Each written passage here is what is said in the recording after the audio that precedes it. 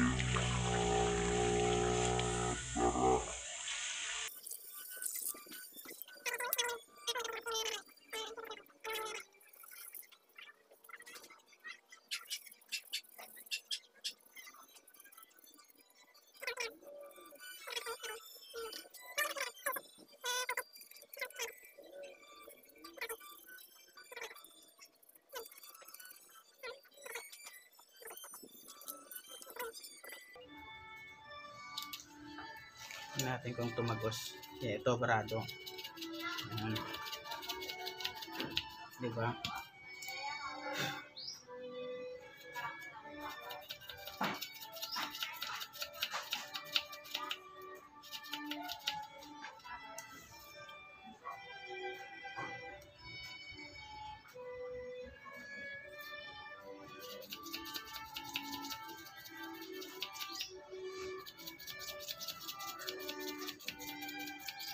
Yan.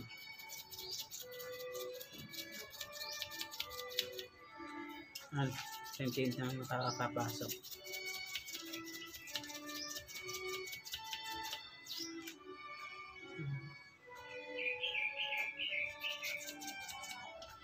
Tingnan niyo mga puso. Ito yung namumuo sa loob.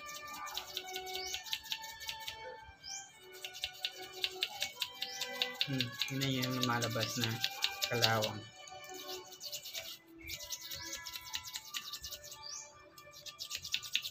So, yung gagawin natin hanggang maubos natin yung buong radiator.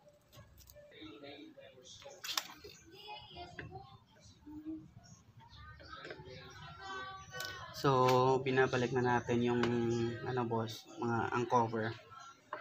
So iniipit lang natin dito. Kasi ang pagtanggal nito is ganito lang. Yan. Wiggle mo lang. Isa-isa. So, ganun din yung pagbalik. Make sure na hindi nyo masira yung gasket. Yung rubber na gasket.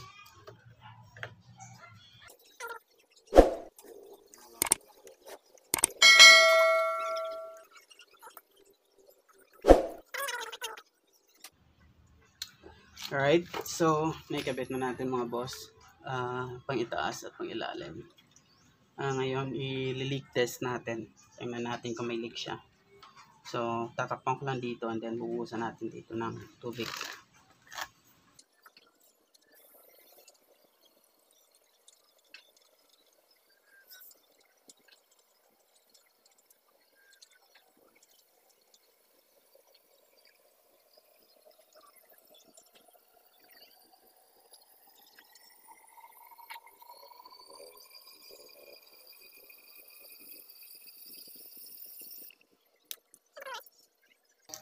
Nakikita akong bubbles dito sa ilalim.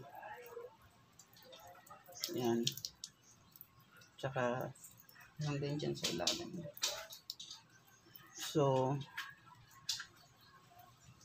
naglilig siya.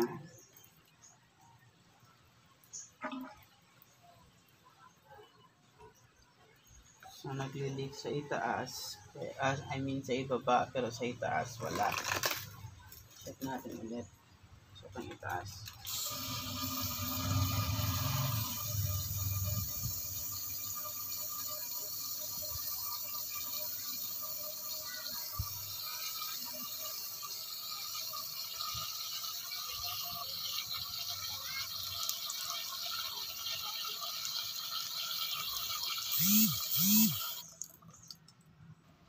Yan. So, wala sa itaas. Meron sa pang-ibaba. Okay mga boss. So, ito na yung update ng radiator natin. So, nalagyan ko ng ano sa ilalim, ng sealant sa ilalim ng takip. Kasi merong leak. So, mas mabuti ng malalagyan. Dito sa itaas, hindi na kasi wala namang leak. So, okay na. So, ito nakabit na natin yung ating fan. Nalinisan na natin. Yan, brush lang. So, okay na. Nalagyan na natin ng bagong coolant. Meron na ring reservoir. Full. Tsaka dito, meron na rin. Medyo mainit pa siguro to.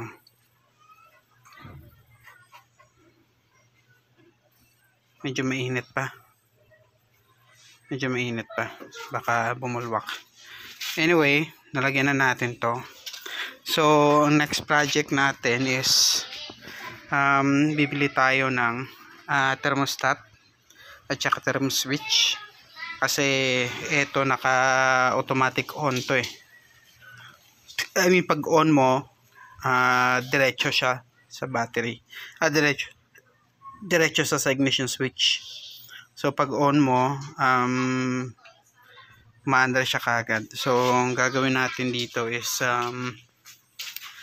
ibabalik natin siya sa automatic. Yung pag na-reach niya yung ano niya, yung init niya, yun, automatic siya. So, yan yung gagawin natin.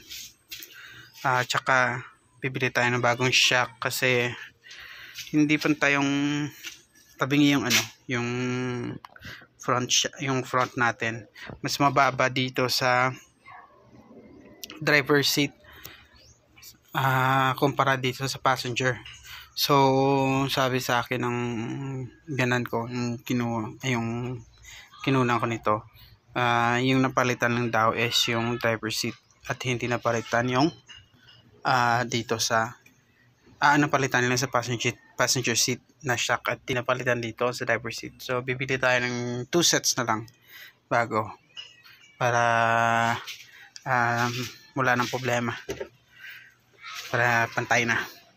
Yan, so instead of bibili pa sana ako ng bagong coolant, kaya lang nagawa natin ng paraan. So save tayo ng 2,500 sa radiator, I mean. So mapupuntang budget na yan sa shock natin. Alright, again, Boy Kalikot Moro Vlog. Salamat sa pagsubaybay. Like and share. If you have any questions, comment na kayo mga boss. Alright, like and subscribe. Bye.